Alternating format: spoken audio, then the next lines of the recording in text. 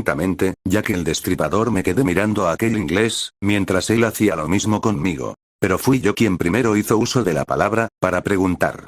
Sir Willis. En efecto, asintí. ¿Y yo tengo el gusto de hablar con John Carmody, el psiquiatra? Asentí a mi vez, mientras seguía examinando discretamente la figura de mi distinguido visitante. Típicamente inglés. Alto, delgado y ligeramente encorvado, rubio, y con el clásico y encrespado bigote. Además, el traje de tweed. Tuve la sospecha de que guardaba un monóculo en uno de los bolsillos de su chaleco. Y también me pregunté si no habría dejado su paraguas en el vestíbulo. Pero lo que más me intrigaba era la razón que habría impulsado a Sir Willis, de la embajada británica, a ir a visitar a un psiquiatra de Chicago, desconocido para él. Tras haber tomado asiento, el visitante se aclaró la voz, echó un vistazo a su alrededor, dio unos golpecitos con su pipa sobre el tablero de mi escritorio y abrió la boca, para preguntarme. Señor Carmody, ¿ha oído hablar de Jack el Destripador? ¿Se refiere usted al famoso asesino? Efectivamente, al más monstruoso de todos los asesinos. Peor que Springer Jack y que Crippen. Jack el Destripador. Jack el Rojo. He oído hablar de él. ¿Y conoce usted su historia? Escuche, Sir Guy, creo que no llegaremos a ninguna parte, si empezamos a charlar de esos crímenes. No se trata de ninguna charla, señor Carmody. Es un asunto importantísimo. Cuestión de vida o muerte. Con un suspiro me recliné en mi sillón. Al fin y al cabo, para eso estamos los psiquiatras, para escuchar pacientemente a los que nos consultan. Adelante, pues dije. Oigamos esa historia. Y Sir Guy encendió un cigarrillo y empezó su relato. Londres, 1888. A fines de aquel verano, y a principios del otoño, apareció la siniestra figura de Jack el Destripador, algo así como una sombra armada con un cuchillo, que merodeaba por el East End de Londres, siempre al acecho en los distritos de Whitechapel y Spitalfields. 6 veces empleó ese cuchillo, para cercenar los cuellos de mujeres londinenses. Su primer crimen lo cometió el 7 de agosto. El cuerpo de aquella víctima presentaba 39 puñaladas. Fue un crimen bestial. Luego, el 31 del mismo mes, el segundo asesinato. La prensa comenzó a interesarse en la cuestión. Por fin, el 8 de septiembre, Scotland Yard designó personal especial para investigar el caso. Lo único que se sabía era que el asesino usaba diestramente su cuchillo, para rebanar y extirpar trofeos, y que sus víctimas eran cuidadosamente elegidas. Nadie lo había visto ni tenía la más mínima idea sobre su identidad, pero los vigilantes nocturnos tropezaban de continuo con los sangrientos despojos de su satánica obra. ¿Quién era? ¿Quién podría ser aquel criminal? ¿Un médico loco? ¿Un carnicero? ¿Algún científico que hubiera perdido el juicio? ¿Un maniático escapado de algún manicomio? ¿O tal vez un aristócrata trastornado, o incluso, un miembro de la misma policía londinense? Sir Guy movió la cabeza con aire de desconcierto, y siguió diciendo. Luego apareció aquella poesía en la prensa, una estrofa, de autor anónimo, que parecía que iba destinada a poner fin a la especulación, pero que, por el contrario, sirvió para acrecentar el interés de toda la población. Escúchela. No soy carnicero ni judío, tampoco marino o armador, sino su mejor y más valioso amigo, atentamente, Jack el Destripador. En tono levemente burlón, comenté. Muy interesante. Pero no logré desanimar al narrador, que sin inmutarse prosiguió. Por espacio de cierto tiempo no volvió a oírse hablar del criminal, aunque eso no bastaba para que todo el mundo se preguntase cuándo daría su próximo golpe, y para que se continuara especulando acerca de su identidad y paradero. Luego, el 9 de noviembre, encontraron a aquella mujer en su cuarto. Entonces cundió el pánico, verdadero pánico. No obstante, el criminal no volvió a dar señales de vida. Poco a poco, el interés fue declinando, pero no su recuerdo. Decían algunos que Jack se había marchado a América, en tanto que otros insinuaban la posibilidad de que se hubiera suicidado. Se han expuesto infinidad de teorías, hipótesis y argumentos, pero lo único cierto es que nadie sabe quién era Jack el Destripador, ni por qué cometió aquellos asesinatos, ni por qué desapareció tan imprevistamente. Sir Guy se quedó callado, como si esperase que yo dijera algo. Y eso fue lo que hice, al comentar, en tono de aburrimiento. Una historia bien narrada, pero con una ligera tendencia emotiva. Es que tengo todos los documentos existentes sobre el caso. He reunido los datos relativos a aquellos crímenes y los he estudiado concienzudamente. Muy bien, dije, poniéndome en pie y ahogando un bostezo. He pasado un buen rato, escuchando su relato. Ha sido usted muy amable, al abandonar sus obligaciones en la embajada británica, para venir y distraer a un humilde psiquiatra con sus amenas anécdotas. En lugar de ofenderse por mi observación, Sirwi frunció el entrecejo e inquirió. ¿Quiere saber por qué estoy interesado en el caso de Jack el Destripador? Desde luego. Porque he descubierto su pista. Creo que se encuentra aquí, en Chicago. Sin disimular mi asombro, volví a sentarme y murmuré, al paso que parpadeaba repetidamente. ¿Cómo? Que Jack el Destripador está aquí, en Chicago. Y yo estoy dispuesto a localizarlo, aunque... Un momento, por favor. Dígame, ¿en qué fecha se cometieron esos crímenes? De agosto a noviembre de 1888. 1888. Pues si Jack el Destripador era entonces un hombre maduro, a estas alturas debe estar muerto. Incluso aunque hubiera nacido en aquel año, hoy tendría 57. ¿Usted cree? Y además, no diga un hombre maduro, porque puede haber sido una mujer, o cualquier otra cosa. Tras haber escrutado pensativamente el rostro de mi interlocutor, indiqué.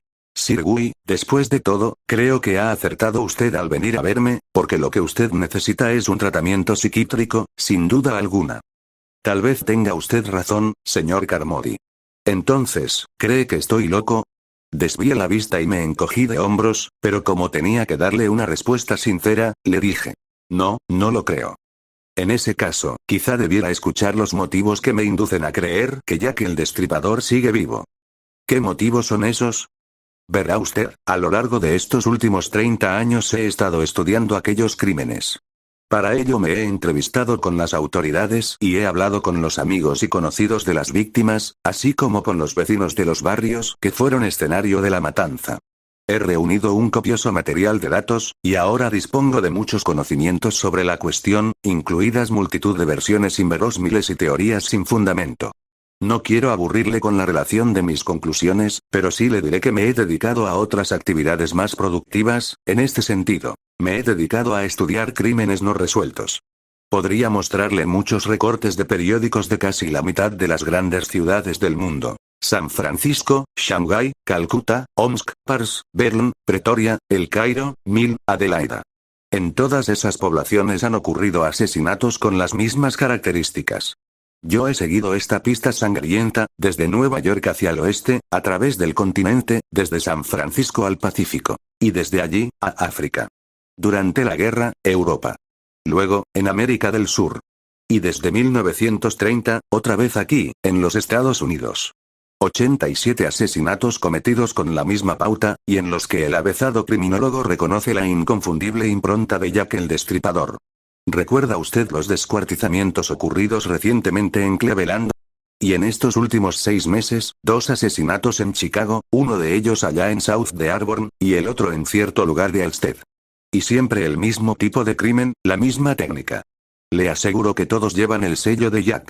Sonreí entonces, y comenté. Una teoría muy limitada, en verdad. No voy a discutirle los resultados de sus investigaciones ni las deducciones que haya obtenido, Sirwi. Usted es el criminólogo y yo no puedo hacer otra cosa que aceptar lo que me dice. Sin embargo, me gustaría que me aclarase un aspecto de la cuestión que queda un tanto oscuro. ¿Cómo es posible que un hombre de, digamos, 85 años, cometa semejantes crímenes? Porque si Jack el Destripador tenía alrededor de 30 años en 1888, ahora, en 1943, debería andar por los 85. Sirwi quedóse silencioso, lo que me produjo cierta satisfacción, pues supuse que lo había arrinconado, pero enseguida replicó. ¿Y si no hubiera envejecido? ¿Qué?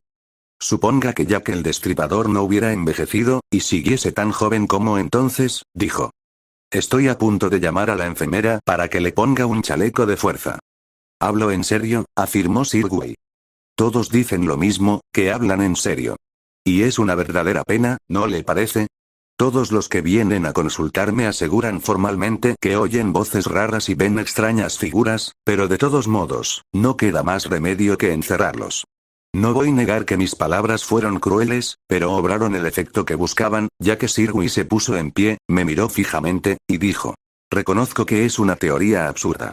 No obstante, tenga en cuenta que todas las teorías que se han formulado son tanto o más descabelladas. Que era un médico, un maníaco o una mujer. Por tanto, ¿por qué ha de ser la mía distinta de las demás? Por una sencilla razón, porque la gente crece y se hace mayor, porque todo el mundo envejece, Sir Guy, incluso los médicos, los maníacos y las mujeres. ¿Y los hechiceros? Los que practican la nigromancia, la magia negra. ¿Qué quiere decir?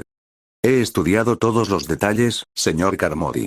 He examinado con detenimiento las fechas en las que se cometieron esos crímenes, y la pauta, el ritmo que formaban esas fechas. El ritmo solar, lunar y estelar, o sea, su aspecto sideral, su significado astrológico.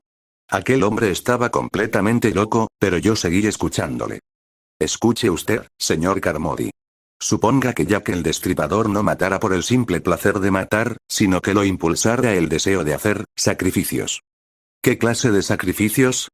Se ha dicho que si se ofrecen sacrificios a los espíritus de las tinieblas, estos otorgan favores, cuando el momento es el adecuado, por cierto, cuando la luna y las estrellas están en conveniente posición, y con las debidas ceremonias, esos espíritus conceden grandes favores, por ejemplo, el don de la juventud.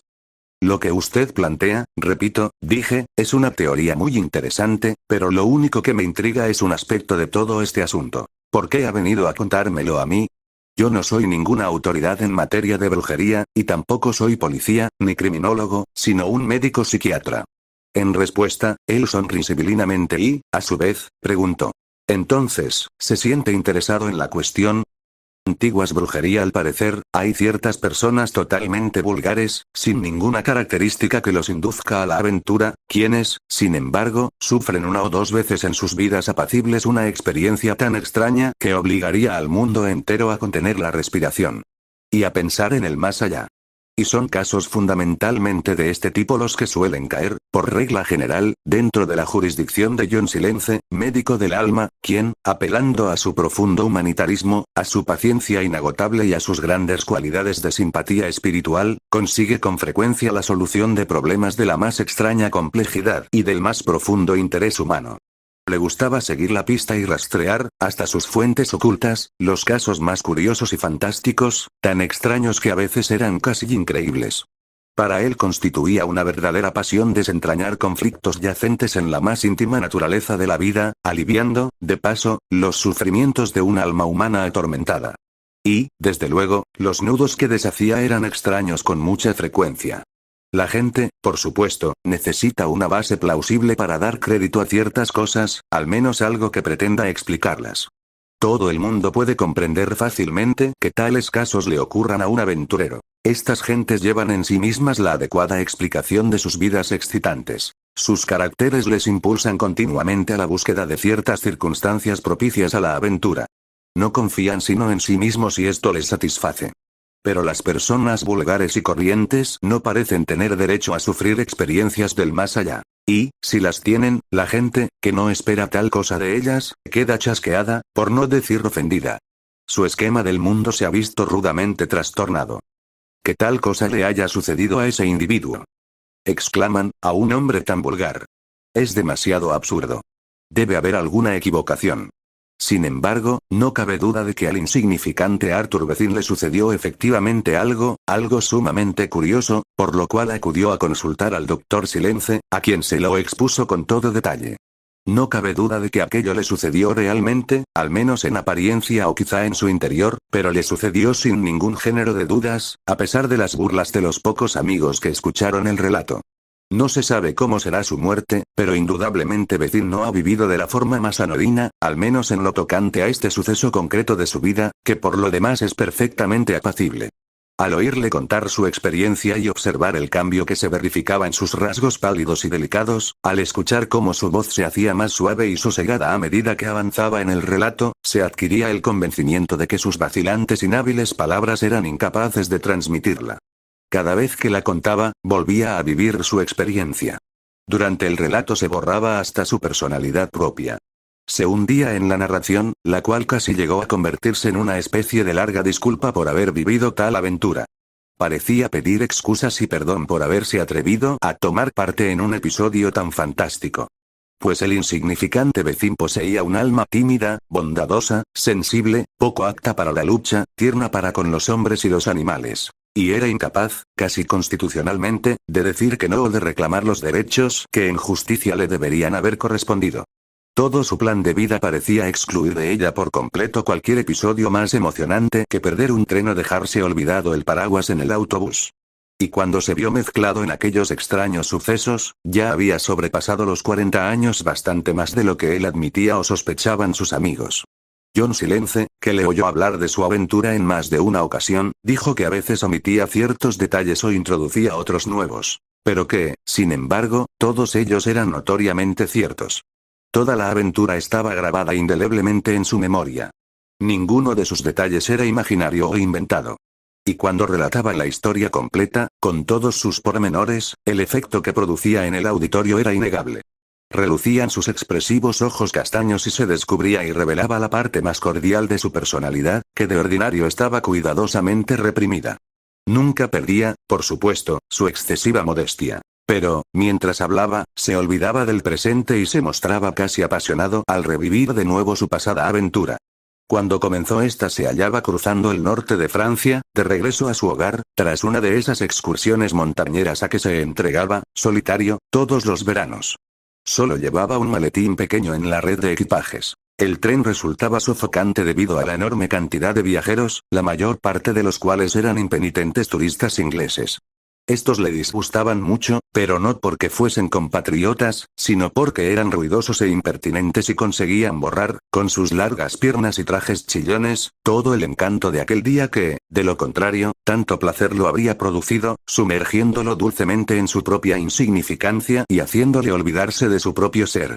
Estos ingleses armaban a su alrededor un fragor insoportable y le hicieron pensar vagamente en que debería mostrarse, en general, más enérgico y menos tímido y ser capaz de exigir con decisión algunas cosas que, si bien no le eran necesarias y carecían realmente de importancia, constituían pequeñas satisfacciones de las que tampoco tenía por qué privarse, como, por ejemplo, sentarse junto a la ventanilla, subir o bajar la persiana según le conviniese, etc. De tal modo se sentía a disgusto en el tren, que deseaba ardientemente la llegada del final del viaje y encontrarse de nuevo en su cómoda casita de Surbiton, en compañía de su hermana soltera. Y cuando el tren, jadeante, se detuvo por 10 minutos en aquella pequeña estación del norte de Francia y él bajó al andén a estirar un poco las piernas y vio, consternado, cómo una nueva remesa de las Islas Británicas transbordaba de otro tren al suyo, sintió súbitamente que le era imposible continuar el viaje. Incluso su alma abúlica se revolucionó ante tal perspectiva. Y la idea de pasar la noche en la pequeña ciudad y proseguir el viaje al día siguiente, en un tren más lento y menos atestado, se fue adueñando de su mente. Cuando se le ocurrió esta idea, el pasillo que conducía a su compartimiento estaba ya totalmente bloqueado y el empleado gritaba ya en Boituel. Pero, por una vez, actuó con decisión y luchó impetuosamente por recuperar su maletín. Viendo que el pasillo y las plataformas estaban atascados, golpeó la ventanilla, pues junto a ella estaba su asiento, y rogó al francés que iba sentado frente a él que le alcanzase su equipaje, explicándole torpemente, por sus dificultades en el idioma, que deseaba interrumpir allí su viaje.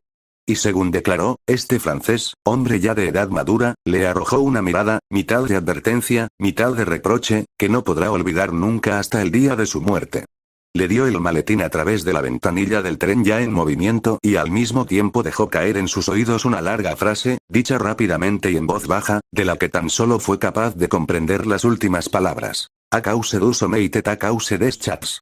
En contestación a la pregunta hecha por el doctor Silence, quien, gracias a su singular agudeza psíquica, enseguida había comprendido que este francés representaba un punto vital de la aventura, Béthune confesó que el hombre le había impresionado favorablemente desde un principio, aunque no era capaz de explicar por qué. Habían estado sentados el uno frente al otro durante las 4 horas que había durado el viaje y, aunque no habían entablado conversación, Béthune era tímido, y más aún ahora debido a su torpeza en el idioma, había tenido la vista continuamente fija en la cara del francés, casi hasta parecer insolencia. Ambos habían evidenciado, con toda clase de pequeñas cortesías y atenciones, su deseo de mostrarse amables. Se habían atraído mutuamente y sus personalidades no habían chocado o, mejor dicho, no habrían chocado de haberse llegado a tratar. El francés parecía, desde luego, haber ejercido una silenciosa influencia protectora sobre el pequeño e insignificante inglés. Y, sin palabras ni gestos, había dado a entender que le agradaba y que gustosamente le habría hecho cualquier favor. ¿Y esa frase que dejó caer junto con el maletín? Preguntó John Silence, sonriendo con esa simpatía habitual con que siempre lograba vencer las defensas de sus pacientes. ¿Es usted capaz de recordarla exactamente? Fue tan rápida, tan vehemente, en voz tan baja, explicó Vezin con su vocecilla, que no me enteré prácticamente de nada. Solo pude comprender unas pocas palabras, las últimas, y eso porque las pronunció muy claramente y sacando la cabeza por la ventanilla para que le oyese mejor. A cause du sommeil a cause des chats, repitió el doctor Silence, como hablando consigo mismo. Eso es, exactamente, dijo Vezin, que quiere decir algo así como, a causa del sueño y a causa de los gatos, ¿no es así? Ciertamente, así lo traduciría yo, observó brevemente el doctor, que no deseaba hacer más interrupciones que las imprescindibles. Y el resto de la frase, es decir, todo el principio que no pude comprender, era como una advertencia de que no hiciera no sé qué, de que no me quedase en aquel pueblo o quizá en algún lugar determinado de él. Esta fue la impresión que me dio. Después, por supuesto, había partido aquel tren bullicioso y Vezin había quedado, solo y bastante olvidado, en el andén. El pueblecito trepaba, disperso, por una escarpada colina que se levantaba más allá de la llanura donde estaba la estación, y lo coronaban las torres gemelas de la arruinada catedral, asomando por encima de la cumbre. Desde la estación, el pueblo parecía moderno y desprovisto de interés. Pero la verdad es que la parte antigua, medieval, se hallaba fuera del campo de la vista, tras de la cresta de la colina. Y una vez que hubo llegado a la cúspide y penetrado en las viejas callejas de la parte antigua, se vio de pronto introducido en la vida de un siglo pretérito, lejos de su habitual y cotidiana realidad moderna. Recordó el bullicio y la agitación del tren atestado como si fuera un episodio ocurrido muchos días atrás. Le envolvió el espíritu de esta silenciosa ciudad de la colina, remotamente ajena a turistas y automóviles, que soñaba su propia vida apacible bajo el sol de otoño, y se sintió hechizado por él. Bajo este hechizo estuvo actuando durante mucho rato sin darse cuenta. Anduvo blandamente, casi de puntillas, por las estrechas y tortuosas callejuelas, cuyos tejados casi se tocaban de uno a otro lado, y entró en el porche de la solitaria posada con actitud modesta e implorante, como pidiendo excusas por introducirse en aquel lugar y perturbar su sueño apacible. Al principio, según dijo Vezin, se fijó muy poco en estas cosas. Fue mucho después cuando empezó a intentar analizarlas. De momento, lo único que le impresionó fue el delicioso contraste entre aquel silencio y aquella paz, y el polvo y ruidoso rechinamiento del tren. Se sintió aliviado y acariciado como un gato. ¿Como un gato, dice usted? Interrumpió John Silence, cogiéndole la palabra rápidamente. Sí. Desde el primer momento sentí esa impresión, rió Vezin, como disculpándose.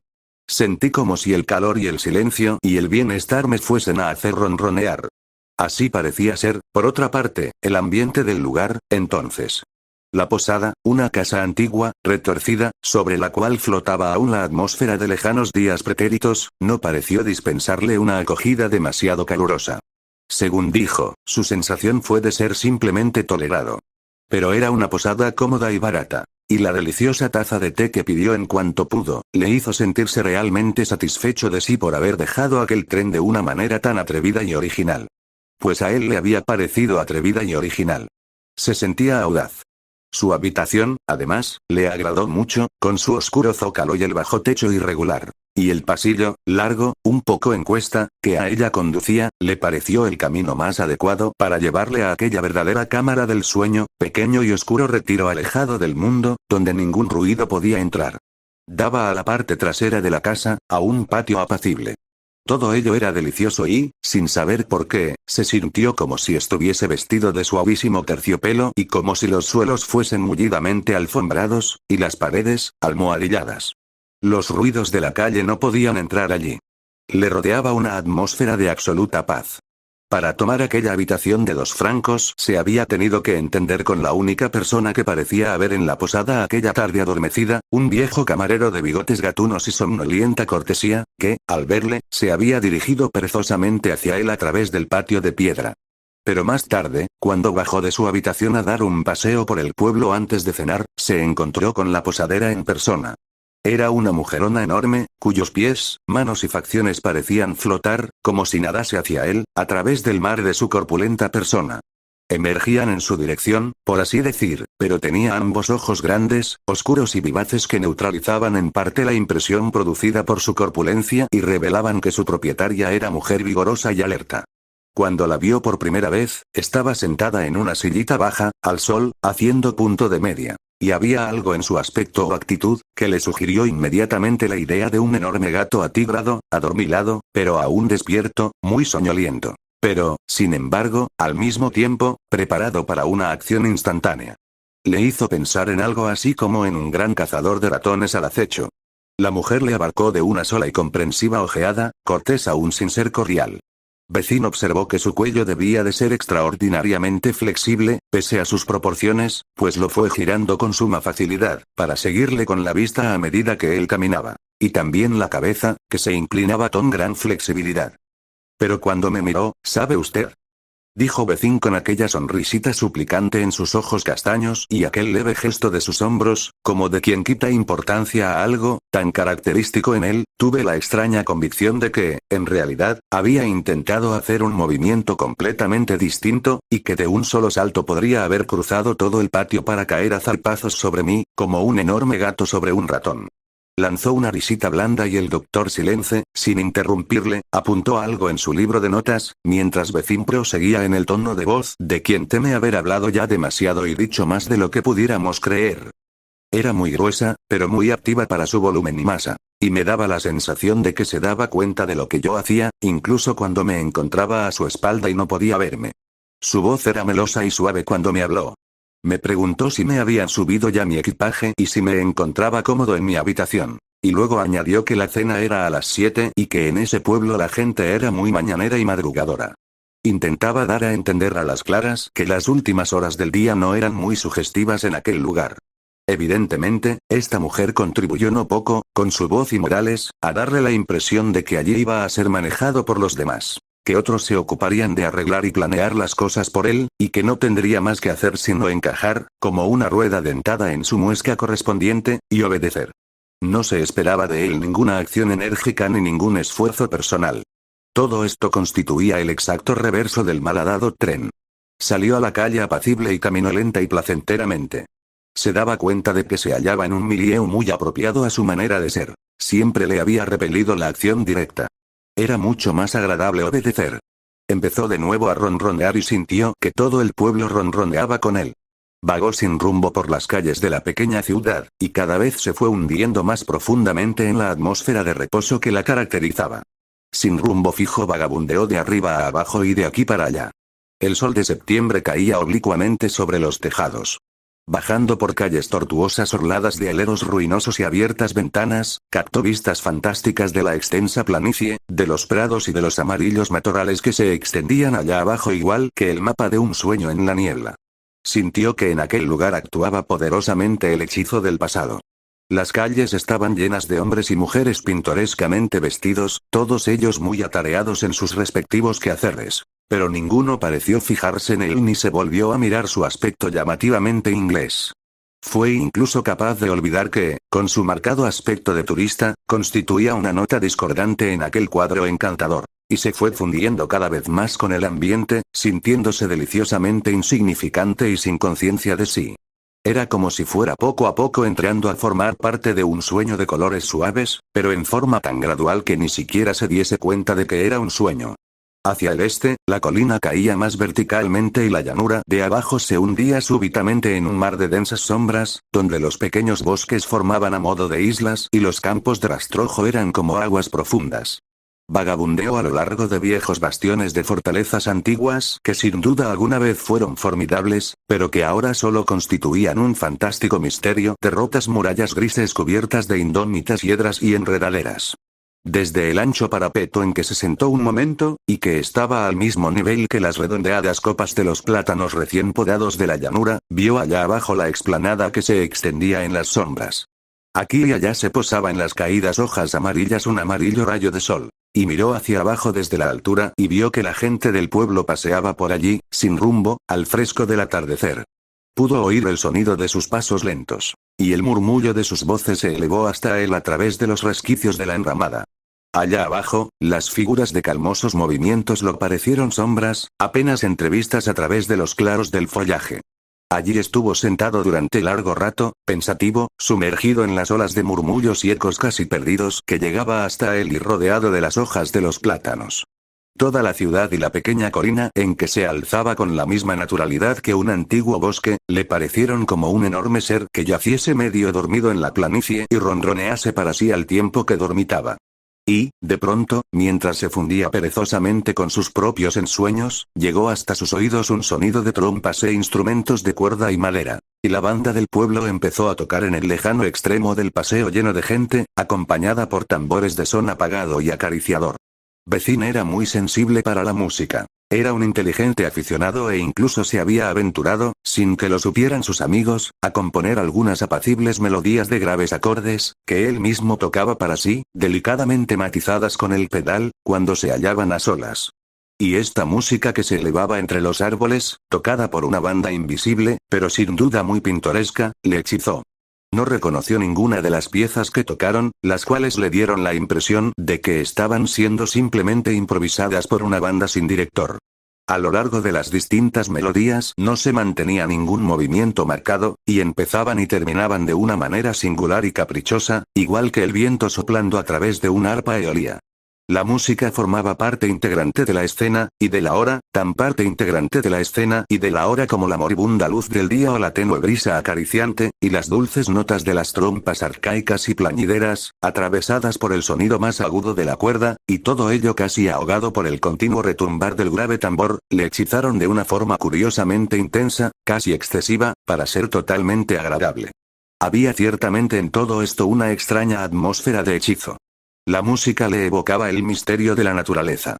Le hacía pensar en árboles barridos por el viento, en brisas nocturnas cantando en las cuerdas de ropa y en los cañones de las chimeneas o entre las jarcias de invisibles navíos. También le sugería, y el símil irrumpió en sus pensamientos con violenta intensidad, un coro de animales, de salvajes criaturas reunidas en alguno de los más desolados parajes del mundo, aullando y cantando como cantan o aullan a la luna los animales. Le parecía oír incluso los gemidos plañideros y semihumanos de los gatos en los tejados nocturnos. Y esta música, de intervalos fantásticos, apagada por los árboles y la distancia, le hizo pensar en una extraña reunión de estas criaturas en algún remoto tejado del cielo, cantando a coro su música solemne a sí mismos y a la luna. Al momento se dio cuenta de que era muy extraña la imagen que la música le sugería, puesto que su sensación se expresaba mejor de una manera visual que de cualquier otra. Los intervalos ejecutados por los instrumentos eran locamente extraños y sugerían imágenes de gatos sobre las tejas nocturnas, tan velozmente subían los crescendos, tan bruscamente se precipitaban los disminuendos en las notas más graves, y tan loco, confuso y discordante resultaba el total. Pero, al mismo tiempo, de la melodía se desprendía una dulzura plañidera. Y, por otra parte, las discordancias de los instrumentos eran tan singulares que no herían su sentido musical como hubiera hecho, por ejemplo, un violín desafinado. Durante largo rato estuvo escuchando, con total abandono de sí mismo. Y luego volvió lentamente a la posada, envuelto en el crepúsculo y en el aire que se iba volviendo frío. ¿No sintió usted ninguna alarma?, interrumpió brevemente el doctor Silence. Nada en absoluto, dijo Vecin. Pero, ya sabe usted, era todo tan fantástico y encantador que me quedé profundamente impresionado. Quizá demasiado, continuó explicando amablemente, y entonces quizá fuera esta violenta impresión, causa predisponente para otras impresiones que fui recibiendo luego. Pues mientras regresaba a la posada, el hechizo del lugar empezó a apoderarse de mí de una docena de maneras, y todas ellas distintas. Hubo otras cosas que ni aún entonces me pude explicar. ¿Quiere usted decir incidentes? No, casi no fueron ni incidentes. Se fueron superponiendo en mi mente un tropel de vividas sensaciones que no pude desentrañar. Acababa de ponerse el sol, y los viejos y destartalados edificios recortaban siluetas mágicas sobre un rojo y dorado cielo opalescente. La oscuridad se derramaba por las callejuelas retorcidas. La colina estaba ceñida en todo su contorno por un oscuro mar, cuyo nivel crecía con las tinieblas. El encanto de una escena como esta, ya sabe usted, puede llegar a ser muy grande. Y así lo fue aquella noche para mí. Sin embargo, me di cuenta confusamente de que lo que yo sentía no estaba directamente relacionado con el misterio y maravilla de la escena. Es decir, las sutiles transformaciones del espíritu no provenían únicamente de la belleza, indicó el doctor al notar que vacilaba. Exactamente, prosiguió Vecin, animándose de nuevo y sin miedo ya de que nos viéramos a su costa. Mi sensación procedía de alguna otra cosa. Por ejemplo, al bajar por la bulliciosa calle principal, donde hombres y mujeres regresaban alegremente del trabajo a casa, compraban cosas en puestos y tenderetes, y charlaban ociosamente formando grupitos, vi que yo no despertaba el menor interés y que nadie se fijaba en mí como forastero y extranjero. Era totalmente ignorado y mi presencia entre ellos no excitaba ningún interés especial o atención. Y entonces, completamente de repente, me vino la convicción de que esa indiferencia y falta de curiosidad eran sencillamente fingidas. Todo el mundo, sin duda de ninguna clase, me estaba espiando furtivamente. Cada movimiento que yo hacía era advertido y observado. Su indiferencia no era sino fingida, cuidadosamente fingida. Hizo una pausa para ver si nos reíamos de él. Luego continuó, tranquilizado. Es inútil preguntarme cómo me di cuenta de esto, porque, sencillamente, no puedo explicarlo. Pero el descubrirlo me produjo una gran impresión. Antes de llegar a la posada, sin embargo, hubo otra cosa que se me metió irresistiblemente en la imaginación y que no pude por menos de reconocer como cierta. Y también esta, lo digo desde ahora mismo, era igualmente inexplicable. Quiero decir que no puedo hacer más que relatar el hecho tal como me sucedió. El hombrecillo se levantó del sillón y se quedó en pie, sobre la alfombra y ante el fuego. Su timidez desaparecía por momentos, a medida que se perdía de nuevo en la magia de la vieja aventura. Incluso sus ojos le brillaban al hablar. Bien, prosiguió, levantando, en su excitación, su débil vocecilla. Cuando se me ocurrió por primera vez, acababa de entrar en una tienda, aunque me figuro que la idea llevaría ya un buen rato fraguándose subconscientemente antes de aparecérseme en tan súbita y completa madurez. Estaba comprando unos calcetines, me parece, rió, y luchando con mi detestable francés, cuando me di cuenta de que a la mujer de la tienda le importaba un comino el que yo comprase o dejara de comprar. Le tenía sin cuidado vender o no vender. Lo único que hacía allí era simular vender. Esto quizá les parezca un incidente demasiado trivial y caprichoso para edificar sobre él todo lo que sigue. Pero en la realidad no tuvo nada de trivial. Quiero decir que fue la chispa que prendió el reguero de pólvora que llegó a producir el enorme incendio de mi mente. Me acababa de dar cuenta, de repente, de que la realidad de aquel pueblo era muy otra de la que había visto yo hasta entonces. Las actividades verdaderas y los intereses auténticos de la gente eran otros y muy distintos de lo que parecía. La realidad de sus vidas quedaba oculta en algún lugar invisible, detrás del escenario.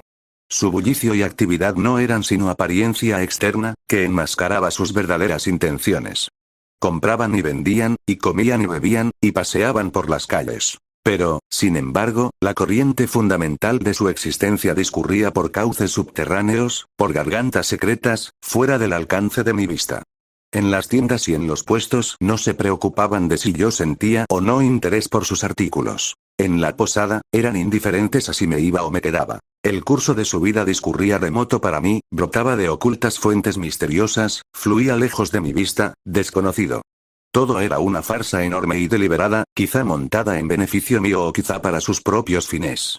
Pero el curso principal de sus existencias discurría por otro lado. Yo sentía algo así como lo que podría sentir una sustancia extraña y hostil introducida en un organismo humano, cuando éste trata por todos los medios de expulsarla o absorberla. Esto mismo estaba haciendo aquel pueblo conmigo. Esta extraña certidumbre se apoderó de mí en forma irresistible cuando regresaba paseando a la pasada. Empecé a intentar imaginarme apresuradamente dónde podría residir la vida auténtica de este pueblo y cuáles podrían ser los intereses y actividades reales de su vida oscura. Y ahora que mis ojos estaban ya parcialmente abiertos, pude observar tres detalles que me intrigaron, el primero de los cuales creo que fue el extraordinario silencio que reinaba en todo el lugar. Todos los ruidos del pueblo eran positivamente ahogados, sofocados. Aunque todas las calles estaban empedradas con guijarros irregulares, la gente se movía silenciosamente, blandamente, con pasos afelpados, igual que gatos. Todo resultaba acallado, mudo, amortiguado. Las mismas voces eran bajas, susurrantes como ronroneos. No parecía haber nada clamoroso, vehemente ni enérgico en aquella atmósfera adormecida, de sueño apacible, que envolvía al pueblecito dormido en la colina. Era como la mujer de la posada. Quietud aparente que oculta una intensa actividad y desconocidos propósitos. Sin embargo, no percibí por ninguna parte señales de letargo o pereza. La gente era activa y despierta. Pero todo, el mismo bullicio de la calle, estaba envuelto en un amortiguamiento mágico y desconocido, como en un hechizo. Vecin se pasó un momento la mano por los ojos, como si sus recuerdos se hiciesen demasiado dolorosos. Su voz se había ido convirtiendo en un susurro, por lo cual habíamos escuchado con cierta dificultad la última parte de su relato. Era evidente que lo que nos estaba contando era cierto, y también que se trataba de algo que él a la vez deseaba y odiaba contar. Volví a la posada, prosiguió en voz más alta, y cené. Sentía a mi alrededor un mundo nuevo y extraño. Se iba desdibujando mi antiguo mundo de realidades. Allí, me gustase o no, me tenía que enfrentar con algo nuevo e incomprensible. Lamenté haber dejado el tren tan impulsivamente. Me hallaba metido en una aventura y yo he sido siempre enemigo de toda clase de ellas, considerándolas como algo totalmente ajeno a mí. Más aún, sentía que me hallaba a las puertas de una aventura muy oscura y honda a suceder dentro de mí, que iba a tener lugar en un terreno que yo no podía controlar ni medir. Y a mi asombro se mezcló un sentimiento de angustia por la integridad y estabilidad de lo que durante 40 años había considerado mi personalidad. Subí y me acosté, mientras mi cabeza rebosaba de pensamientos extraños a mí, de carácter obsesionante. Para aliviarme, me obligué a pensar en aquel tren encantador, prosaico y ruidoso, y en todos sus sanos y tumultuosos pasajeros. Casi deseaba volver a estar con ellos. Pero mis sueños me condujeron a otros terrenos.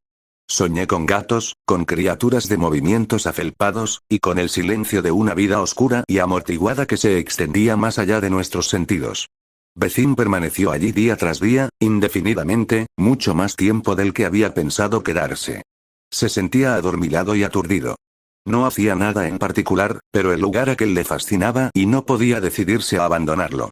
Siempre le había sido muy difícil tomar decisiones y, por ello, se asombraba a veces de lo bruscamente que había adoptado la de bajarse del tren.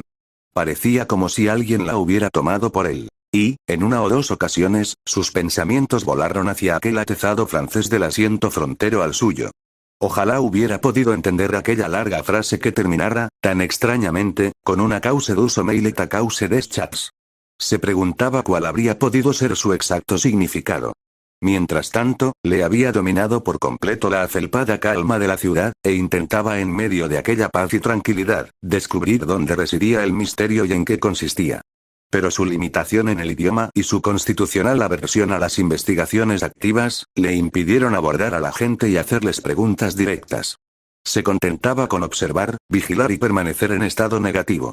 El tiempo siguió siendo tranquilo y neblinoso, y esto le ayudó. Vagabundeó por la ciudad hasta que conoció cada calle y cada paseo. La gente le permitía ir y venir sin obstaculizarle ni estorbarle. Pero, cada día que pasaba, se le hacía más evidente que no dejaban de vigilarlo ni un momento. El pueblo le espiaba como el gato espía al ratón. Y él no consiguió adelantar ni un paso hacia el descubrimiento de por qué estaban todos tan atareados ni por dónde discurría la corriente real de sus actividades. Todo esto permanecía en tinieblas. La gente era tan suave y misteriosa como los gatos. Pero que estaba continuamente bajo vigilancia, se le fue haciendo más evidente de día en día. Por ejemplo, cuando iba, dando un paseo, hasta el extremo último del pueblo y allí entraba en un verde jardincillo público, bajo las murallas, y se sentaba a tomar el sol en uno de sus vacíos bancos, se veía completamente solo, al principio. No estaba ocupado ningún otro asiento. El parque estaba desierto. Los caminos, vacíos. Sin embargo, al cabo de unos 10 minutos de su llegada, había ya muy bien 20 personas diseminadas a su alrededor, unas paseando sin rumbo fijo por los senderos de grava o contemplando las flores, y otras sentadas en los bancos de madera, tomando agradablemente el sol. Ninguna de ellas parecía reparar en él. A pesar de esto, comprendía perfectamente que habían ido allí a espiarle. Le mantenían sometido a estrecha vigilancia. En la calle le habían parecido bastante atareados y activos. Sin embargo, ahora parecían haberse olvidado súbitamente de sus obligaciones y ya no tenían nada que hacer sino descansar ociosamente al sol, sin acordarse para nada de sus trabajos y quehaceres. 5 minutos después de irse él, el jardín volvía a quedar desierto, los asientos vacíos. Pero, en cambio, en la calle, ahora repleta de gente atareada, sucedía lo mismo. Nunca estaba solo. Siempre estaban ocupándose de él. Poco a poco, además, fue empezando a comprender de qué modo tan inteligente lo espiaban, que no lo parecía. La gente aquella no hacía nada de una manera directa. Actuaban de un modo oblicuo. Se rió para sus adentros cuando expresó esta idea, circunscribiéndola en palabras, pero la verdad es que esta frase lo describía con exactitud. Le miraban desde ángulos desde los cuales, lógicamente, solo se hubiese podido dirigir la vista hacia otro sitio muy distinto. Sus movimientos, además, eran oblicuos en todo lo que se refería a él. Era evidente que las cosas rectas, directas, no les gustaban. No hacían nada con claridad. Cuando entraba a comprar algo en una tienda, la mujer se iba rápidamente al extremo lejano del mostrador y allí se ponía a hacer cualquier cosa. Sin embargo, le contestaba inmediatamente, en cuanto él decía algo, demostrando con ello que se había dado perfecta cuenta de su presencia, y era esta únicamente su manera de atenderle. Era la actitud del gato la que adoptaban. Incluso en el comedor de la posada, el camarero, cortés y bigotudo, flexible y silencioso en todos sus movimientos, parecía incapaz de llegarse directamente hasta su mesa para atender un encargo o llevar un plato. Iba haciendo zigzags, indirectamente, vagamente, de manera que parecía estar yendo a cualquier otra mesa, solo que de pronto, en el último momento, se volvía y ya estaba allí junto a él. Bethine sonreía de una forma singular al describir cómo fue empezando a darse cuenta de estas cosas. No había más turista que él en la hospedería, pero recordaba que uno o dos. Asesinato en la cuarta dimensión. Las siguientes páginas proceden de un cuaderno de notas descubierto al pie de un roble, en la avenida Lincoln, entre Bowman y Auburn. Hubiesen sido desechadas como el trabajo de una mente desordenada si no hubiese sido por la inexplicable desaparición, 8 días antes, de James Buckingham y Edgar Alpin. Los expertos aseguran que la letra de mano era indudablemente la de Buckingham. $1 de plata y un pañuelo marcado con las iniciales de Buckingham fueron también encontrados en los alrededores, no muy lejos del cuaderno. No todos creerán que mi odio de 10 años hacia Edgar Alpin era la fuerza que me condujo al perfeccionamiento de una invención peculiar. Solo aquellos que han detestado a otro hombre comprenderán la paciencia con la cual desarrollé mi venganza. La maldad que él me produjo debía ser expiada, tarde o temprano. Y nada menos que su muerte sería suficiente. Sin embargo, no me importaba efectuar un simple crimen, sino más bien la ejecución de la justicia. Y, como abogado, sabía cuán difícil, cuán prácticamente imposible, era el encargo de un crimen que no dejara evidencias. Por consiguiente, medité larga e infructuosamente sobre la manera en la cual Alpin debía morir. No tenía razón suficiente para odiar a Edgar Alpin. Habíamos sido amigos cercanos durante nuestros días escolares y a través de los primeros años de nuestra vida profesional, como colegas en la ley. Pero cuando Alpin desposó la mujer que yo amaba con completa devoción, toda la amistad cesó de mi parte y fue sustituida por una inexorable enemistad. Incluso la muerte de Alicia, 5 años después del matrimonio, no hizo ninguna diferencia. No podía olvidar la felicidad de la cual había sido privado. La felicidad que ellos habían compartido en esos años, como ladrones que eran. No debe suponerse que yo era lo bastante indiscreto como para traicionar mis sentimientos. Alpin era mi socio en la firma de abogados de Auburn, y yo continué siendo un frecuente invitado en su hogar. Dudo que él alguna vez se haya dado cuenta de mis sentimientos por Alicia. Soy de temperamento discreto, moderado, y también soy orgulloso. Nadie, excepto la misma Alicia, percibió jamás mi sufrimiento. Pero incluso ella no sabía nada de mi resentimiento. Alpin confiaba en mí. Y alimentando como lo hice la idea de una represalia, cuidé mucho de que continuara confiando en mí. Me convertí en una necesidad para él en todos los sentidos, lo ayudé cuando mi corazón era un caldero de veneno. Proferí palabras de fraternal afecto y di palmadas en su espalda cuando más bien le hubiese enterrado una daga. Conocía todas las torturas y náuseas de un hipócrita. Y día tras día, año tras año, elaboré mis planes para la venganza final. Aparte de mis deberes legales, durante esos años me dediqué a todo lo que estuviera disponible sobre métodos de asesinato. Los crímenes pasionales me atraían, y leí incansablemente los registros de casos. Llevé a cabo un estudio de armas y venenos. Y mientras los estudiaba me imaginaba la muerte de Alpin en todas las formas posibles. Imaginé el acto, la ejecución, en todas las horas del día y de la noche, y en una multitud de lugares. El único defecto en estos sueños era mi incapacidad para pensar en algún lugar que asegurara la perfecta imposibilidad de un descubrimiento posterior. Fue mi inclinación hacia las especulaciones científicas y la experimentación lo que finalmente me proporcionó la pista que buscaba. Estaba familiarizado con la teoría de que otras dimensiones podían coexistir en el mismo espacio con la nuestra, por razón de una diferente estructura molecular y ritmo vibracional, haciéndolas intangibles para nosotros. Un día, mientras estaba enfrascado en mis fantasías, se me ocurrió que alguna dimensión invisible, si uno pudiera tan solo acceder a ella, sería el lugar perfecto a la perpetración de un homicidio. Todas las evidencias circunstanciales, así el mismo cuerpo, no existirían. En otras palabras, no existiría el corpus delicti. El problema de cómo acceder a esta dimensión era, por el momento, insoluble. Inmediatamente me dediqué a la tarea de considerar los problemas que tenían que superarse, y las posibles formas y medios. Existen motivos por los cuales no me molesto en exponer en esta narración los detalles de los muchos experimentos en los cuales me vi involucrado en los siguientes 3 años. La teoría que subyacía a mis pruebas e investigaciones era muy simple, pero los procesos involucrados eran altamente complejos. La premisa era que el ritmo vibracional de los objetos en la cuarta dimensión podía ser artificialmente reproducido por medio de algún mecanismo, y que las cosas o personas expuestas a esa influencia podrían ser transportadas hacia ese reino.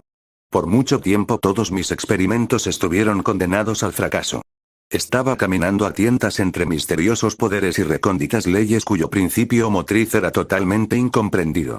Ni siquiera insinuaré la naturaleza básica del artefacto que hizo realidad mi éxito, pues no quiero que otros me sigan a donde yo he ido y se encuentren en el mismo espanto. No obstante, diré que la deseada vibración fue lograda gracias a la condensación de rayos ultravioletas en un aparato refractario fabricado con ciertos materiales muy sensibles, los cuales no nombraré aquí. La energía resultante era almacenada en una especie de batería, y podía ser emitida desde un disco suspendido sobre una ordinaria silla de oficina, exponiendo todo lo que se encontrase debajo del disco a la influencia de la nueva vibración. El alcance podía ser regulado a corta distancia por medio de un accesorio aislante.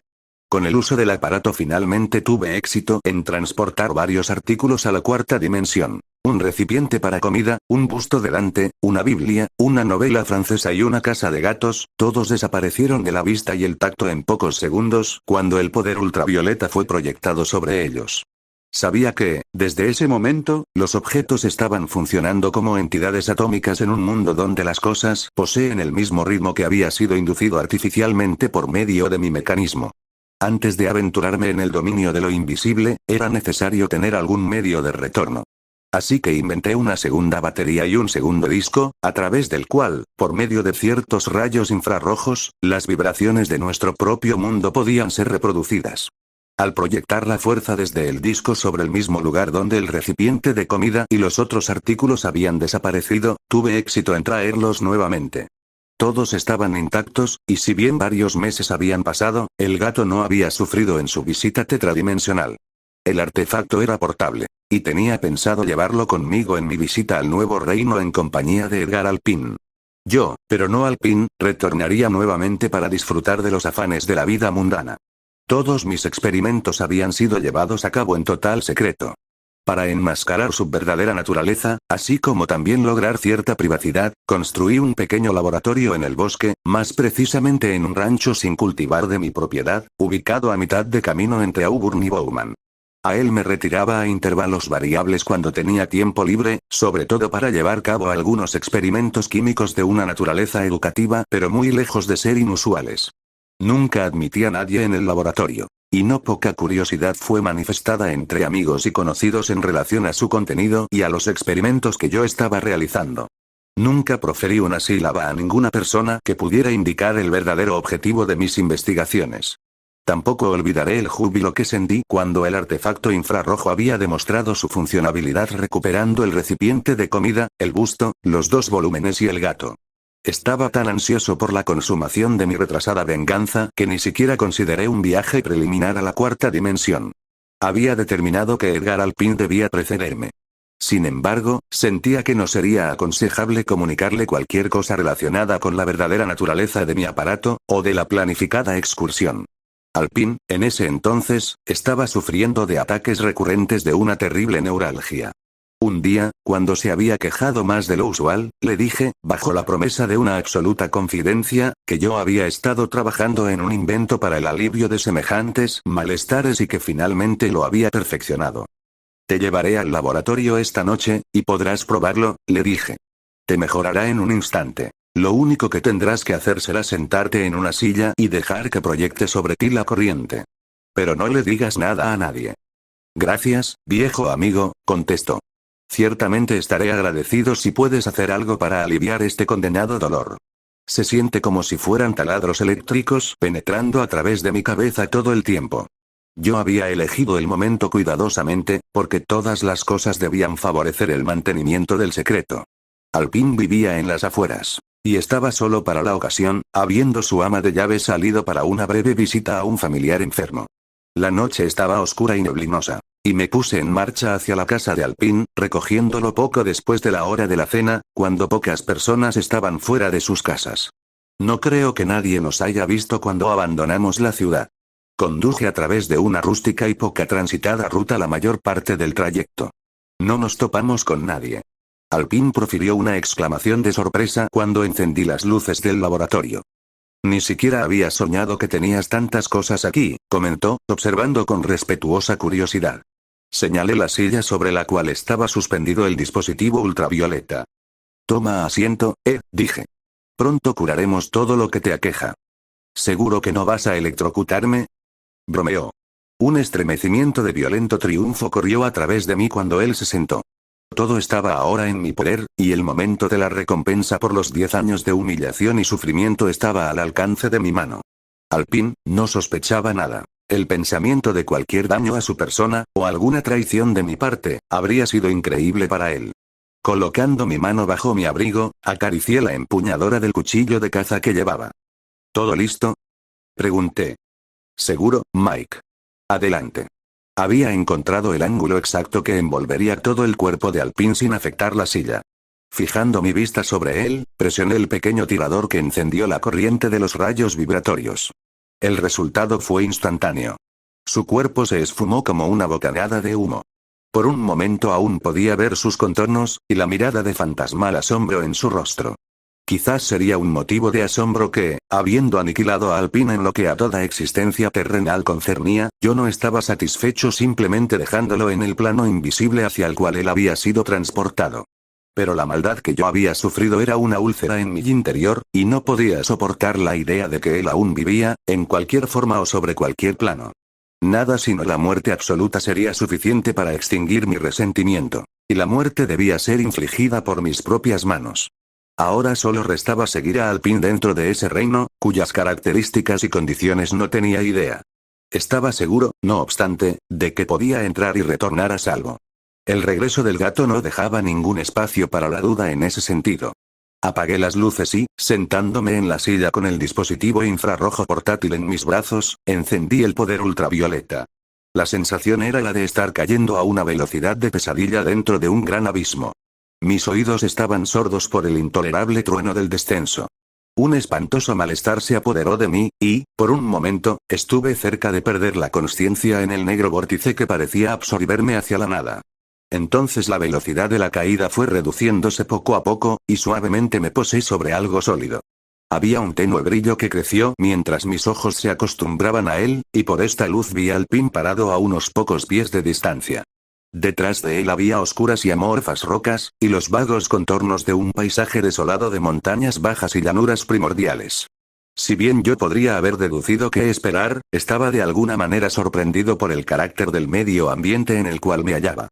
En una suposición, habría dicho que la cuarta dimensión sería una tierra más colorida, compleja y variada, de múltiples tonalidades y formas y ángulos. A pesar de ello, con su espantosa y primitiva desolación, el lugar era verdaderamente ideal para la realización del acto que me había propuesto. Alpin se me acercó en la luz incierta. Había asombro y una mirada casi idiota en su rostro. ¿Qué pasó? Al fin pudo articular. No importa lo que pasó. Eso es nada en comparación con lo que ocurrirá ahora. Coloqué el dispositivo portátil en el suelo mientras hablaba. La mirada de asombro aún estaba en el rostro de Alpin cuando saqué el cuchillo y lo apuñalé. En esa estocada, todo el odio reprimido, todo el ulceroso resentimiento de 10 años insufribles fueron finalmente vindicados.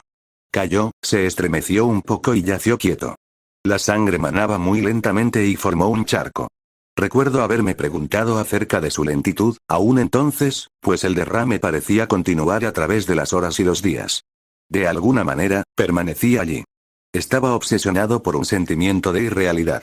Sin lugar a dudas, la tensión bajo la cual había estado, el estrés diario de intensas emociones y una década de esperanzas aplazadas, me habían dejado incapaz de comprender la consumación final de mi deseo, cuando este al fin se cumplió.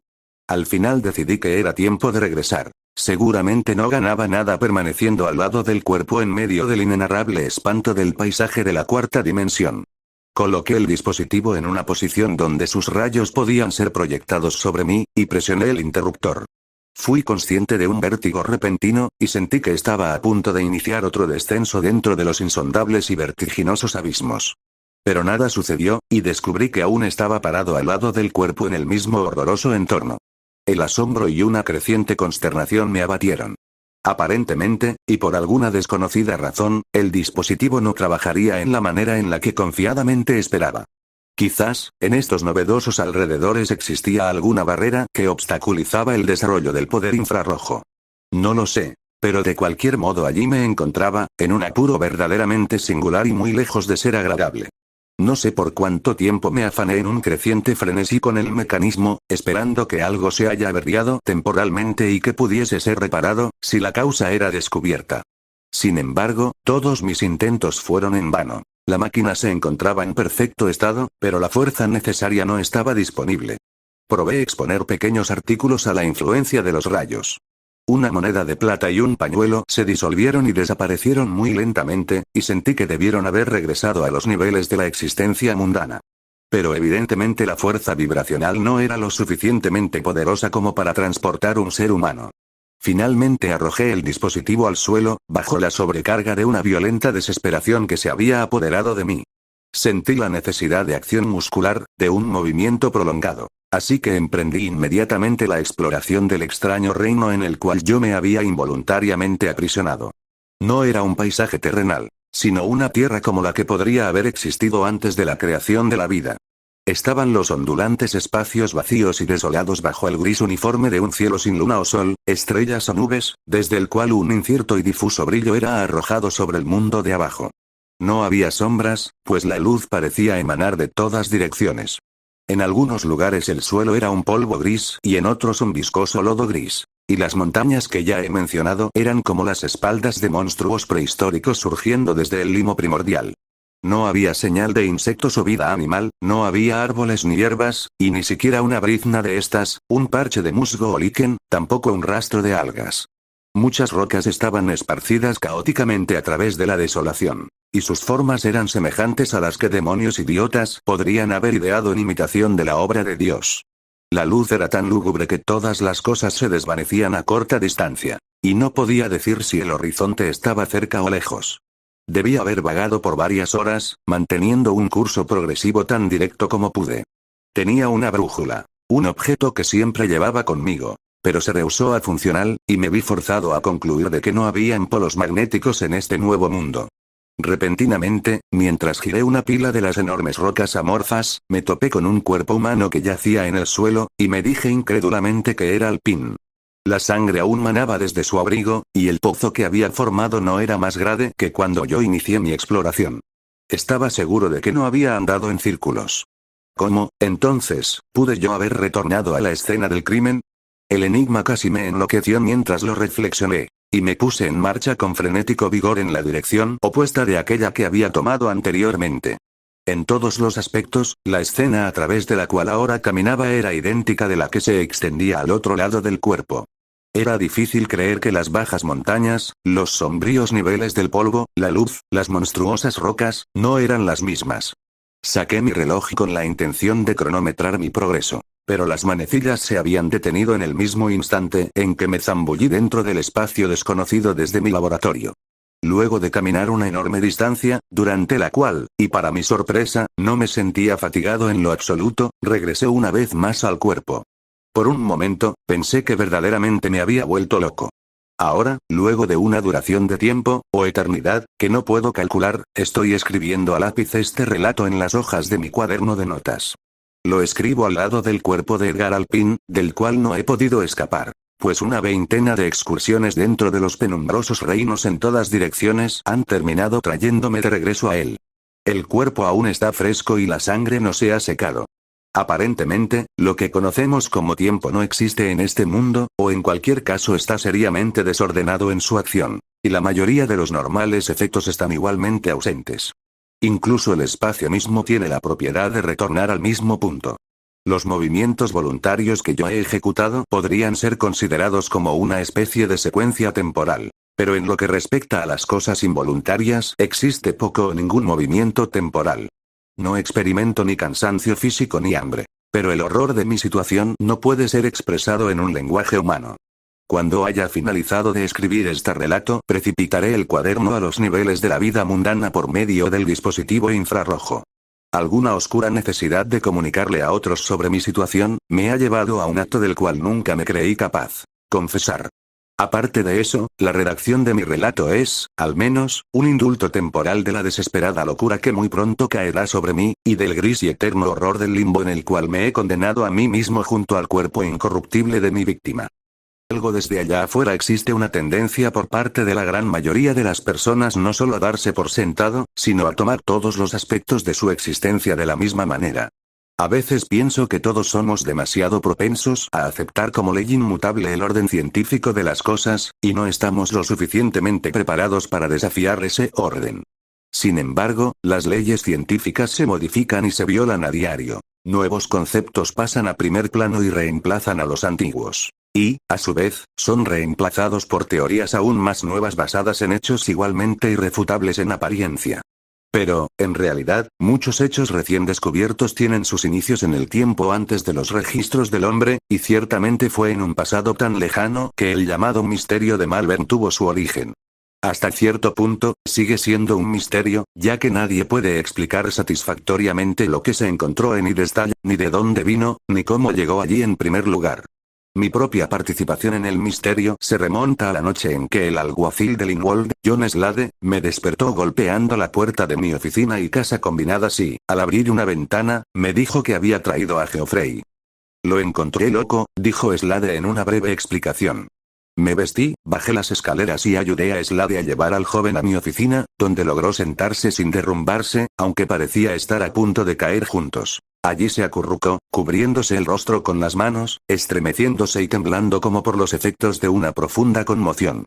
Miré a Slade, que estaba toqueteando la áspera barba incipiente de su barbilla, y aparentemente mis ojos hicieron la pregunta que estaba en mi lengua, ya que Slade sacudió la cabeza con impotencia y se encogió de hombros. Así que era obvio que se había encontrado con Geoffrey en esta condición y lo había traído directamente a mi oficina. Me acerqué a Geoffrey y puse mi mano suave pero firmemente sobre su hombro. Él gimió. Pero en un momento sus manos se apartaron de su rostro y miró hacia arriba.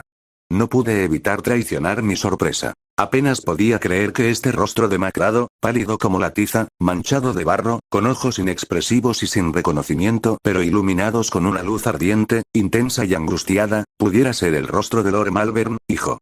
Aunque no había la menor señal de reconocimiento, la expresión de su rostro, la atención de sus ojos ahora que se habían acostumbrado a la luz, eran evidencia de que miraba a alguien o algo que veía en su mente. ¿Qué pasó, Geoffrey? Pregunté persuasivamente. Al oír mi voz, se dobló una vez más, acurrucándose en la silla, enterrando su rostro angustiado entre sus manos, e hizo una especie de gemido, como el de un hombre aterrorizado, uno de los más sonidos desagradables que un médico puede oír. Fue entonces, cuando abrió más las manos que antes, y una piedra cayó de ellas. Geoffrey no pareció darse cuenta. Así que me agaché y la recogí. Era una piedra extraña, de forma extraña, en forma de estrella de 5 puntas, que sugería manufactura. Y, sin embargo, su apariencia desmentía esa sugerencia. Era al menos en parte producto de manos humanas. Porque tenía una inscripción, ahora parcialmente borrada, pero estaba seguro de que podía leerse. De hecho, pude distinguir 3 letras de lo que parecía ser una firma después de la inscripción. Avenida V. La edad de la piedra era indeterminada, pero la inscripción en latín, su aspecto general y sus incrustaciones, sugerían que había estado en el mar, y que tenía al menos varios siglos de antigüedad. Pero el aspecto más curioso de la piedra y ese primer contacto con ella fue este. Apenas la tomé, tuve conciencia de una extraña sensación de poder, una especie de fuerza benigna que parecía fluir a través de mí. También sentí cierta urgencia, como si hubiera algo relacionado con la piedra necesitara hacerse. Me parece ahora, escribiendo en retrospectiva, que fue esto más que la condición de Malvern lo que me impulsó a investigar el misterio y así quizás salvar a Linwold y al campo circundante del horror que podría haberse desatado sobre ellos. Por el momento, sin embargo, estaba demasiado perturbado para prestar atención a estas fuertes impresiones. Sostuve la piedra ante los ojos de Geoffrey, levantando su cabeza por el cabello despeinado y obligándolo a mirar. ¿De dónde sacaste esto, Geoffrey?, pregunté. La piedra, murmuró. Por un momento sus ojos estaban despejados del inquietante horror que los llenaba, pero no dio señales de haber escuchado mi pregunta.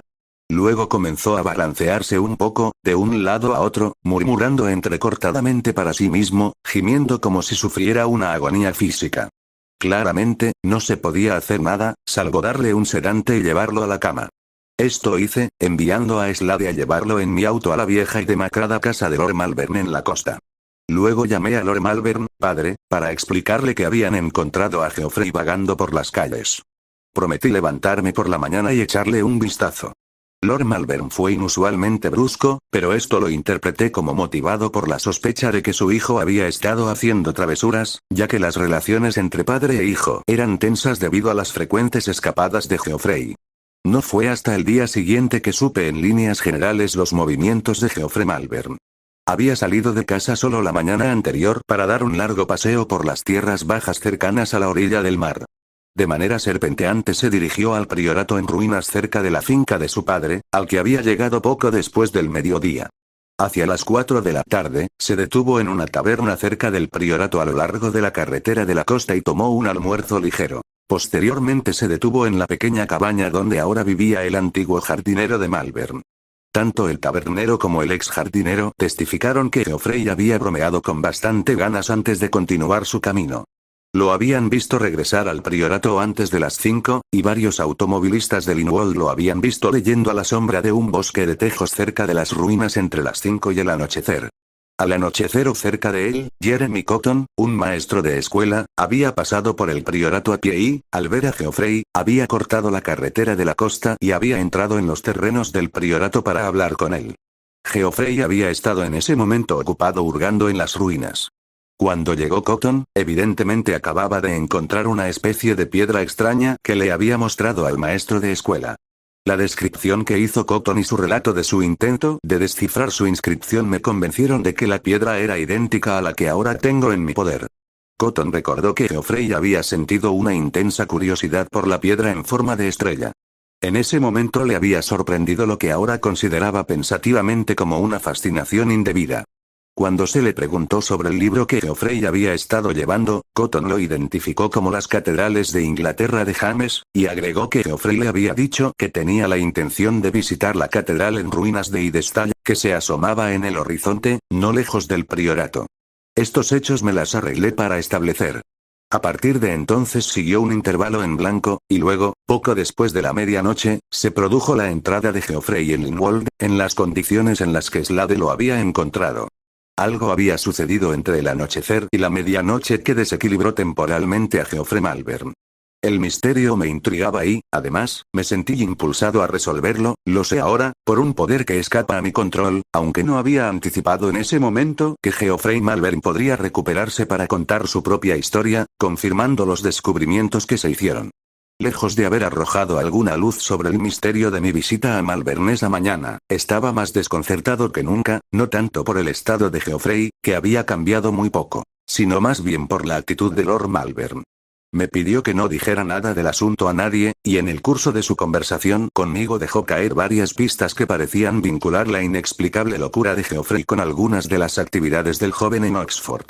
No parecía querer que se investigara el misterio en absoluto y, sin embargo, en su referencia a los episodios de Oxford como escandalosos, Lord Malvern proporcionó la segunda de las pistas que resolvería el acertijo.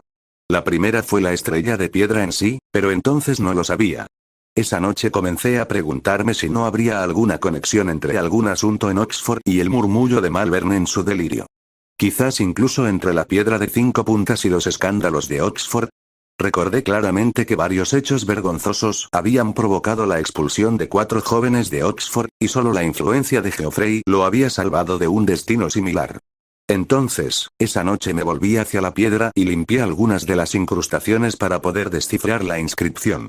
Afortunadamente, las partes más importantes aún se podían leer, aunque requerían estudio, e incluso el hecho de que todas las palabras clave estuvieran presentes no hizo que mi tarea fuera mucho más liviana. Las palabras y letras que se habían borrado por completo eran pocas y podían deducirse fácilmente. La inscripción, cuando la había traducido, era enigmática y vaga. Decía: la estrella de 5 puntas es la llave, con esta llave te aprisiono en el nombre de aquel que creó todas las cosas, engendro del mal, maldito a los ojos de Dios, seguidor del loco Cthulhu, que se atrevió a regresar de la siempre maldita Lie, yo te encarcelo. Que nadie afecte jamás tu libertad. Agustín, obispo. La inscripción parecía ser la de Agustín, obispo de Hipona, famoso entre los eclesiásticos. Este fue el primer indicio que tuve con respecto a la edad real de la piedra. La traducción fortaleció la conexión en mi mente entre la piedra y el trastorno de Geoffrey. ¿Y no se refería la piedra a cosas oscuras? Se habían hecho cosas oscuras en Oxford, según los relatos cautelosos que se habían hecho públicos. Entonces comencé a creer que la clave del misterio podría estar en las actividades de Oxford o, si no la clave, al menos alguna explicación sostenible que pudiera ayudar a descubrir la clave. ¿Por qué no, pensé, preguntarle a uno o dos de los chicos que habían sido expulsados de Oxford sobre los asuntos que los habían llevado a la desgracia? En consecuencia, envié un telegrama a Soames Emery, cuya dirección encontré en una carta que había enviado al Times. Sugerí que Emery trajera a uno o dos de los otros jóvenes implicados en el escándalo, si era posible, y le expliqué que la salud y el bienestar de Geoffrey estaban en la balanza. Emery y Duncan Vernon, ambos amigos de Geoffrey, llegaron temprano a la mañana siguiente. Ambos parecían ser jóvenes enérgicos y entusiastas, aunque con cierto aire de moderación, y ambos estaban ansiosos por ser de toda la ayuda posible. Sus preguntas fueron curiosamente insistentes una vez que supieron la condición de Geoffrey. Sobre todo querían saber qué había dicho Geoffrey. Nada coherente, respondí con prontitud. Y, sin embargo, no pude evitar pensar que había hablado con bastante claridad. Había dicho varias veces: algo de ahí afuera.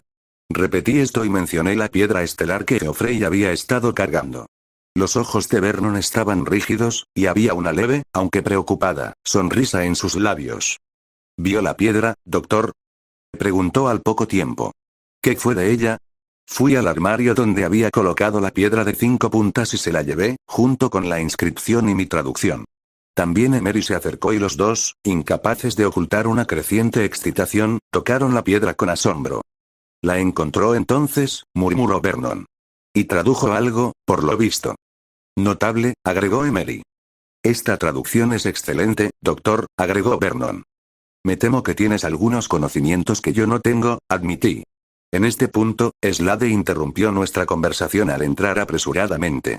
Dijo sin preámbulos: «Han encontrado muerto al viejo Crampton y quieren que usted examine el cuerpo». Crampton era un pescador solitario que vivía en una cabaña al otro lado de Linwold. Supuse instantáneamente que su muerte fue natural, ya que había sido un anciano desde que tenía memoria.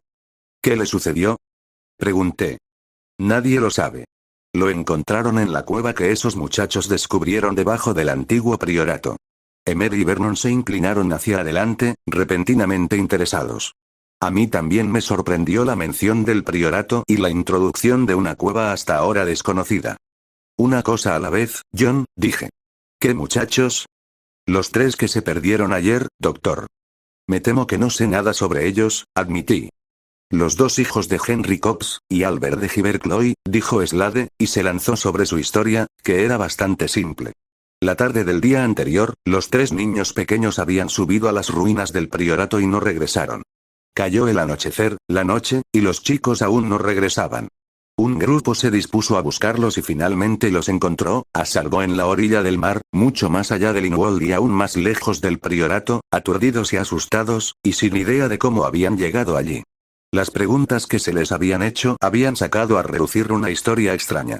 Habían ido a las ruinas, donde habían encontrado una cueva y un pasadizo que conducía debajo, y habían bajado a explorar. Se habían arrastrado a lo largo de la cueva hasta que se encontraron con un extraño bulto en la oscuridad. Lo habían palpado, estaba demasiado oscuro para ver nada, y habían quitado un botón de lo que parecía ser un abrigo o una capa. Entonces sus manos entraron en contacto con una cara, se asustaron terriblemente y corrieron. Pensaron que estaban perdidos, y durante mucho tiempo vagaron por un laberinto de cuevas, en algunas de las cuales había agua, mucha, hasta que finalmente salieron a la orilla del mar, sin saber dónde estaban. Los encontraron bastante después de la medianoche. ¿Habían visto algo en el priorato? Sí, lo habían hecho. Justo al anochecer, pero no había nada que lo describiera. Como algo del Parque de Animales de Londres, dijo uno de los chicos. El botón que habían encontrado se identificó como un viejo botón de latón perteneciente a un abrigo bien conocido como propiedad de Crampton. En consecuencia, se lo buscó, pero no fue posible encontrarlo. Finalmente se supo que no lo habían visto en los últimos días, no desde la noche del extraño ataque de Geoffrey.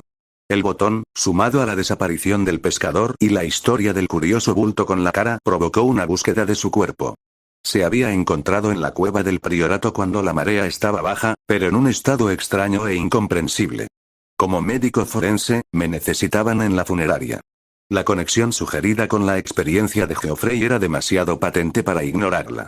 No perdí el tiempo en hacer más preguntas, pero, sugiriendo a mis invitados que me acompañaran, llevé a Slade a ver el cuerpo de Crampton, que de hecho se encontraba en un estado notable. Frío, casi helado y rígido. Bien podría haber estado congelado, si esto no hubiera sido tan absolutamente imposible. Tal como estaba, la causa de la muerte podía atribuirse a lo que fuera que había aplastado a Crampton. Porque estaba aplastado, tanto como si el priorato se hubiera derrumbado sobre él, sus huesos astillados y su carne horriblemente destrozada. Fue la visión del cuerpo de Crampton lo que impulsó a los jóvenes amigos de Geoffrey a renunciar a más reticencias. Sentí que estaban en posesión de información que yo no tenía, pero también me di cuenta de que ambos se mostraban reacios a hablar.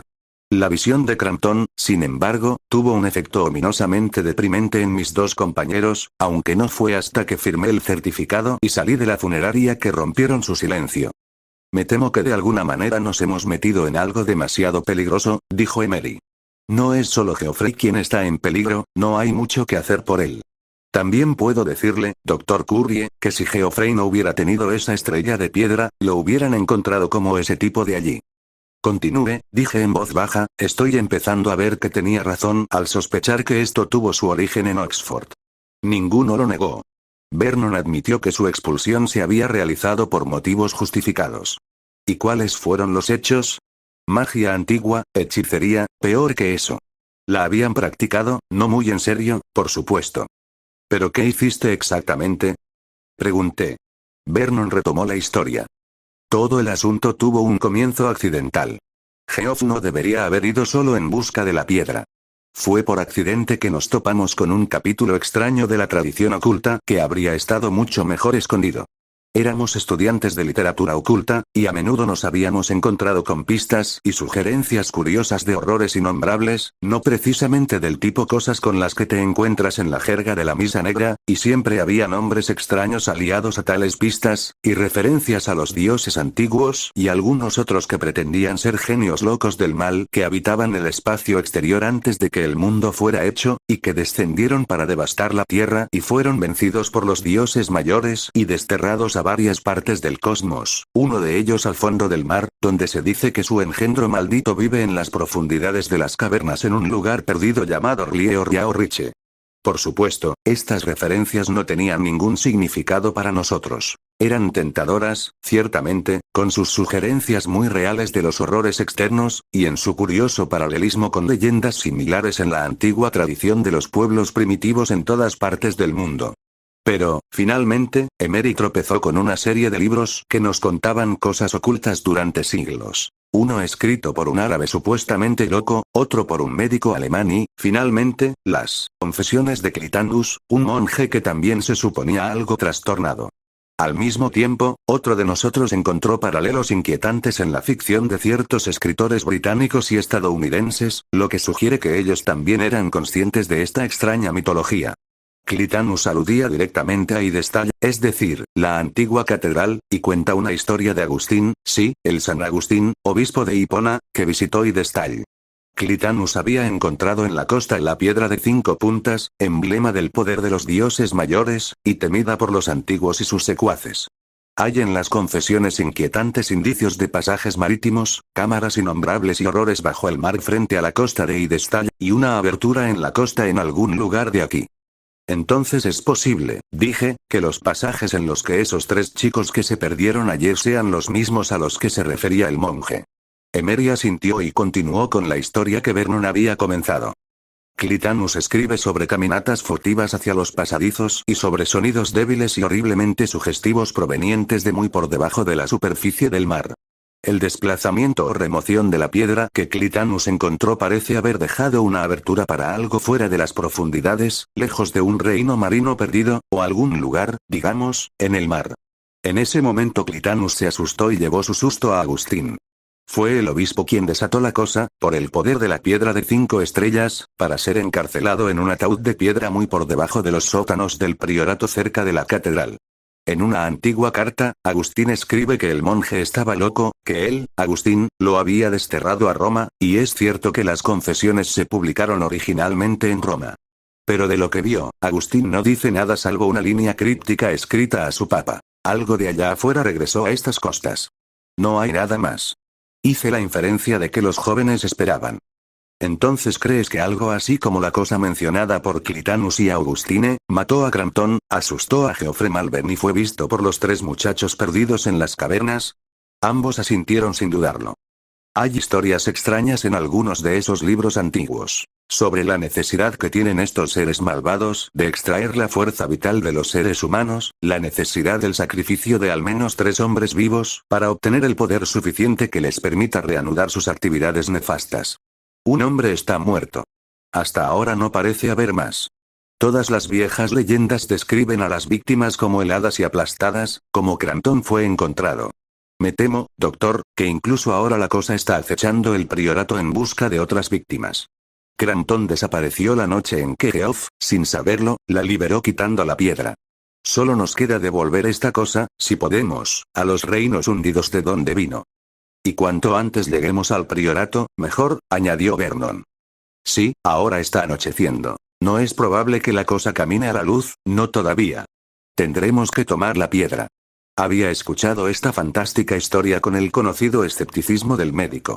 Pero había una discreta persuasión tanto en Vernon como en Emery. Además, no se puede negar que, si hubieran tenido la intención de un engaño, cualquiera de los 2 podría haber inventado una historia mucho más creíble. Su historia, de hecho, era tan absurda que posiblemente fuera cierta, y se ajustaba a los hechos que estaban disponibles para cualquier observador desinteresado. Incluso si una parte de su historia fuera cierta, ciertamente había algo letal en el priorato, y había que intentarlo. Una débil hoz plateada de luna brillaba bajo en el resplandor crepuscular cuando los 3 salimos de la casa. Llevé la piedra estelar en mi bolsillo, con una mano cerrada sobre sus toscos contornos, la inscripción presionada contra mi palma. La noche era tranquila, salvo por un leve viento del mar. Aparte de un comentario casual sobre la suavidad de la velada por parte de Emery y mi propia respuesta, no hubo conversación. Caminamos hacia las afueras de Linwold, y estábamos a punto de tomar un atajo a través de los campos cuando vi una figura que corría por el camino hacia nosotros. Lo reconocí como Jasper Wayne, un granjero jubilado que vivía cerca del priorato. Wayne se acercó a una velocidad temeraria, precipitada, gritando y llamándonos, porque él también nos había visto. Enseguida se acercó, pero pasaron unos momentos antes de que se calmara lo suficiente como para hablar con coherencia, y luego la historia que contó fue confusa. Pero no era menos alarmante, ya que complementaba la historia que había escuchado tan dudosamente hacía poco tiempo. Wayne había estado afuera justo al anochecer, barriendo el campo con un par de prismáticos. Al observar hacia el priorato captó un movimiento sombrío. Herbert Green, que venía por la carretera de la costa con los caballos, se acercaba al priorato. Cuando Green se acercó a las ruinas, la sombra reapareció, adquirió sustancia y pareció rodar torpemente, pero con cierta velocidad, hacia la carretera. Los caballos dieron un salto hacia adelante, pero no lo suficientemente rápido como para evitar que la cosa sombría se arrojara sobre Green. Durante unos momentos, Green se había oscurecido, los caballos lo arrastraban a él y a la sombra atacante a lo largo del camino en una nube de polvo. Entonces la cosa rodó, desapareciendo una vez más en la oscuridad que envolvía las ruinas. Los caballos habían arrastrado a Green a la granja, pero Green estaba extrañamente muerto, helado, aplastado horriblemente. ¿Dónde está?, pregunté.